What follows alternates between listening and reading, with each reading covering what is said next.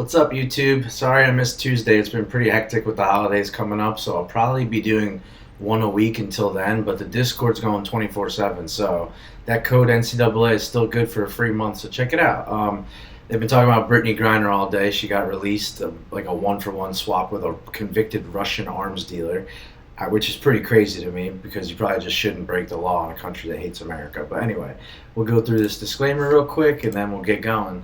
It is important to remember that this is not financial advice. I am not asking you to buy or sell anything within this video. Everything discussed on this channel is supposed to be used for informational and education purposes. If you or anyone you know might have a gambling problem, please reach out to 1-800-522-4700 for help.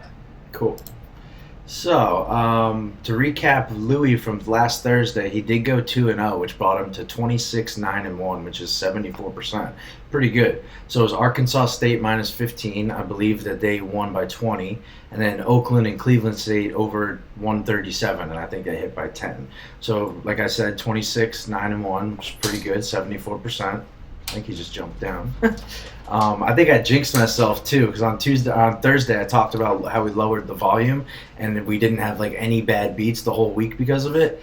And of course, literally from Tuesday to Saturday, we lost 18 games or props by 2 or less. I'm not exaggerating at all. Like legit, either lost the game over under or spread by 2 or less, or for example, CeeDee Lamb, we had over 72.5 receiving yards.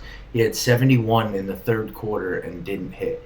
So Thursday to Saturday were literally unbearable because I was going into Friday, I was up 950, so 9.5 units. I ended up losing like 300 on the week. It was our first losing week in like 7 months, which, I mean, you're not going to win every week, but to lose 18 games in 4 days by 2 or less is absolutely insane. I'm not even going to go through them because it would take me a half an hour. So if you want to join the Discord just to look at the beats, like I wouldn't blame you at this point because it's fucking comical. Excuse my language. So yesterday was the first day since Friday that we did not have a bad beat per se. And I think all of our wins and losses were pretty like clear cut, like with a couple minutes left. There wasn't much room for 1 point run, like losses on 10-0 runs and stuff. So yeah, that goes through that, which is terrible. I don't want to talk about that because it just annoys me. So I do feel like the tide is turning. We're 1-0 today. We're down 300 on the week, but it's really not. Like we're even record wise, maybe like one game under 500, and I'm confident that part of this is because Louie hasn't been involved in like a week, and he's the one that's 74%. So he's got 4 free plays for you tonight too. So like I said, you can't win every week, but these beats have just been out of control. Even if 2 or 3 of them went our way out of the 18, we would have finished the week positive. It was very frustrating. I felt for the people in the group that but they get it. They see the long-term vision, and if you don't, then maybe it's not for you. But if you can look at it over a course of months instead of days, you're gonna sleep a lot better at night because to lose that many games like that in that short amount of time is rough.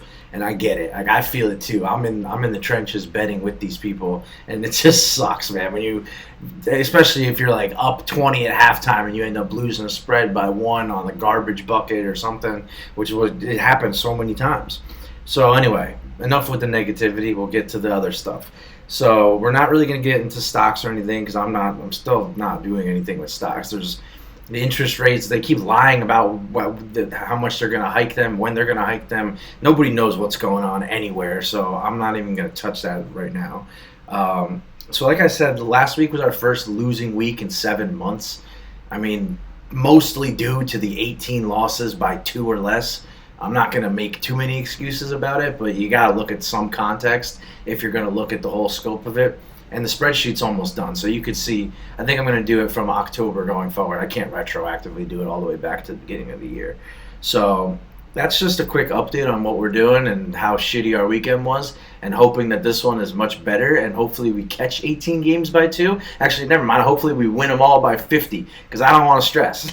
So we got 4 free plays for you tonight. So the first one is Iowa -3. So the spread was originally 4. It moved a point because one of Iowa's players may not play, but I still like them at home. So they're 6-2, and they're playing Iowa State, who's 7-1. So they're good. They're no slouch team.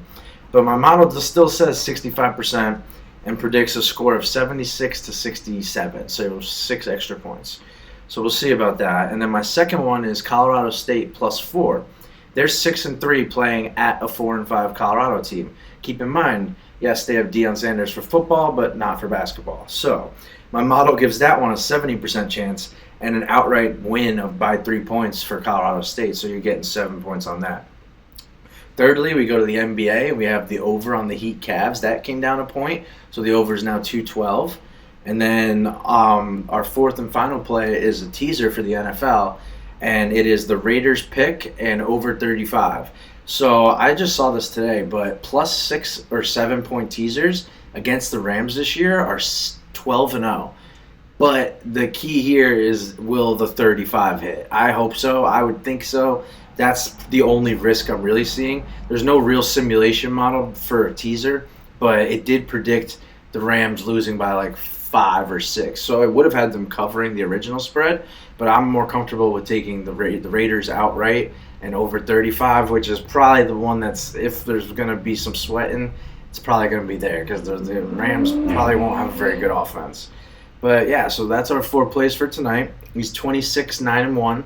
So we'll see where that gets us after tonight. Remember, picklespicks.com. Please check out. I didn't put him up. There he is. You guys all know what he looks like by now. But yeah, so that's Louie's 4 picks for tonight. Let's hope he goes 4-0 to bring this bad beach shit off schedule. And I'll check back in when I can. Thanks, guys.